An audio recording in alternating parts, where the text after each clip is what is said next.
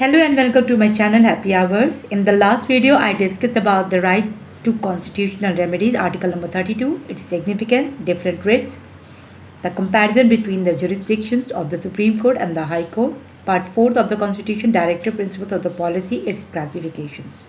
Today, I am going to proceed further with the nature of directive principles of the state policy, difference between the fundamental right and directive principles, significance of the directive principle of the state policies, fourth part of the Constitution, fundamental duties and its significance, fifth part of the Constitution, Union, where I'm going to discuss about the President in the little brief.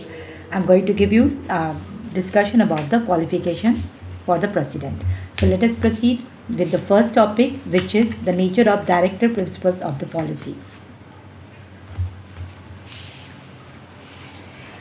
Nature of the directive principles of the state policy. They are non-enforceable or non-justiciable. There are positive obligations on the part of the state, as most of the directive principles are positively worded. The objective of directive principles are socio-economic justice. The difference between the fundamental right and the directive principle.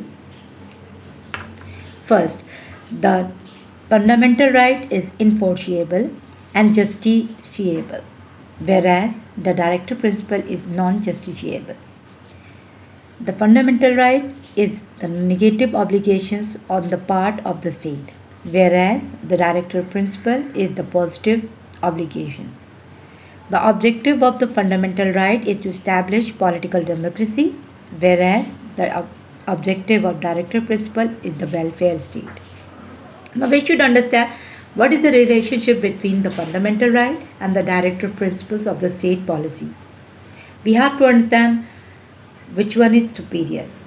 Article number 37 holds that the directive principles are not enforceable by any court of law, but these principles are nevertheless fundamental in the governance in the country or the state, and it shall be the duty of the state to apply these principles while making laws.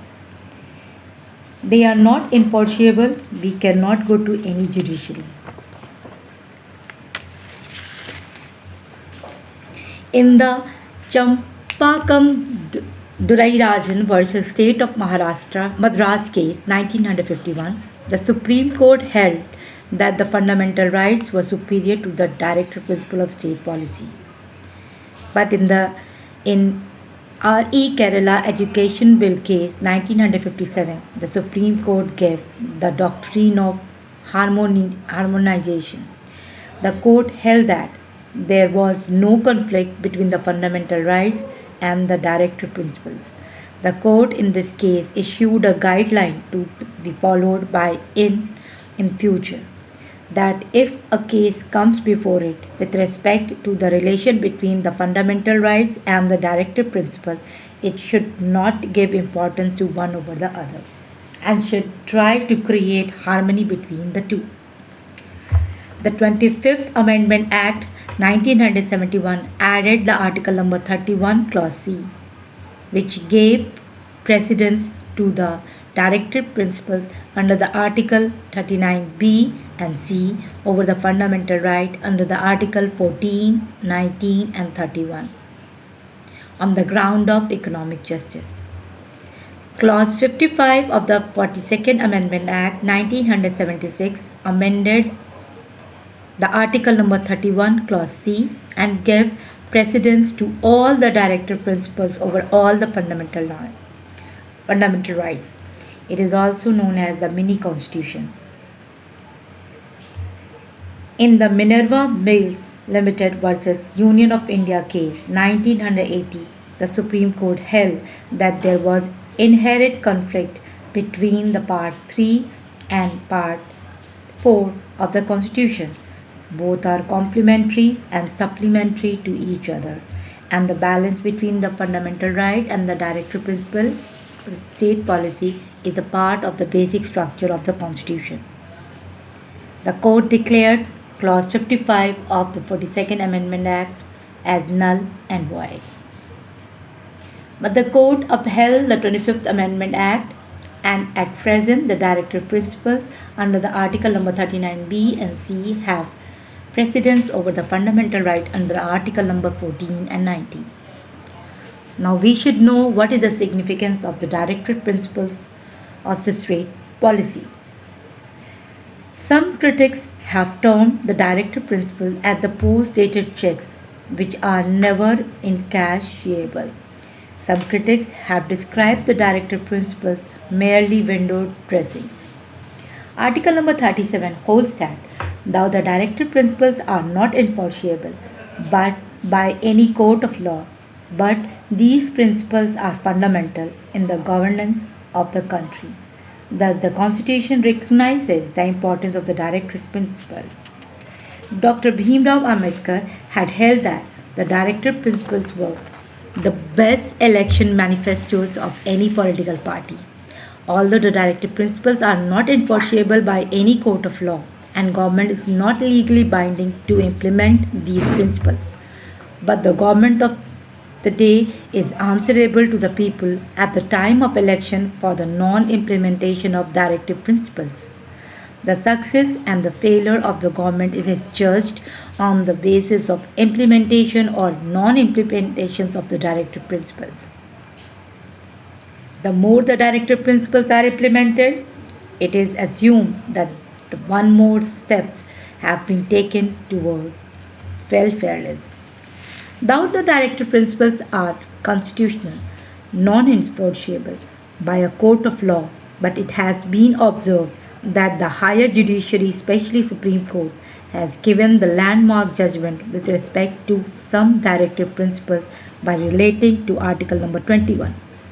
For example, the Supreme Court has declared the right to clean environment and the right to earn a livelihood as inferred rights under Article number 21. The Supreme Court has issued directions with respect to living wages for the workers, equal pay for equal work for both men and women, protection of the child labor for exploitation, protection of environment and the wildlife, etc. The Supreme Court had also given its observation on the Judicial Civil Code from time to time.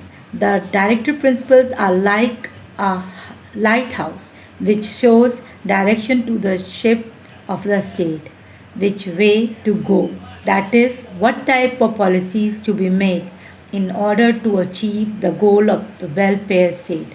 The directive principles contain the social, economic, cultural, and educational objective of the state, which provides a motivation for the peaceful political revolution.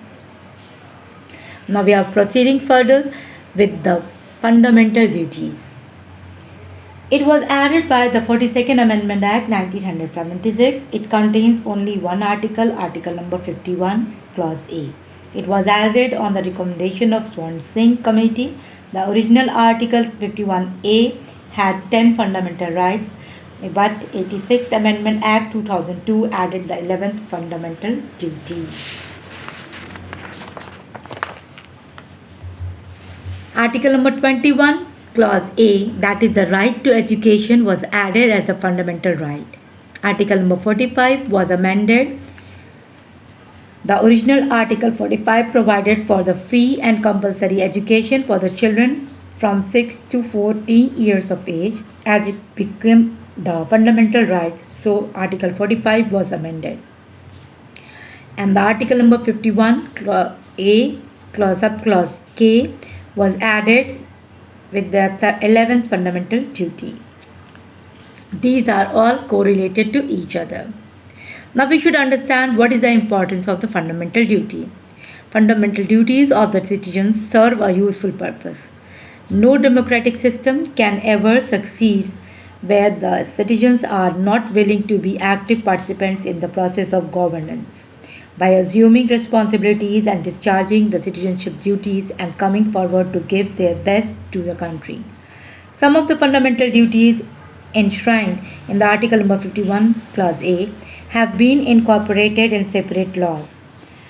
One of the most important tasks before the members of the society is to reconcile the claims or the rights of the individual citizen and those of the civil society. To achieve this, it is important to orient the individual citizen to be conscious of their responsibility. Therefore, therefore, awareness of our duties as citizens is as important as awareness of our rights. If every citizen performs his or her duties, then most of the loopholes of the present day society would be contained, if not eradicated, and the whole society can be uplifted. The Burma Committee was constituted in the year 1998 to give suggestions regarding creating awareness with respect to the fundamental duties. The committee held that the fundamental duties are the reflection of the values that are inherent in the Indian culture and the tradition, and they reflect the Indian way of life. Now, the idea of fundamental duties were taken from other countries, but the subject matter is in Indian color. Now, we are going to proceed further with the part 5 union, under which I am going to tell about the chapter number 1 executive. The very first part is the president. Article number 52 provides for a president of India. Article number 53 clause 1 says the vests the executive power of the union in the president, which can be exercised by him either directly or through officers subordinate to him in accordance with the constitution. Now we should understand what is the qualification of the presidential candidate. First condition is citizen of India, not less than 35 years of age. Secondly, he should be eligible to be elected to the Lok Sabha. Third, he must not hold any office of profit under the government of India or any other state. Now, we should understand that for the purpose of president's election, the offices of the president, vice president of India, governor of a state, minister of the union, and of the states not to be considered as the office of the prophet. Next, the president not to be a member of either of the house of the parliament or of the state legislature, and if a member of either house of the parliament or of a state legislature is elected as a president, he shall be deemed to have vacated his seat on the date on which he enters upon his office as the president. The same clause is applicable for the vice president as well as the governor of a state. With this, I am concluding. Thank you.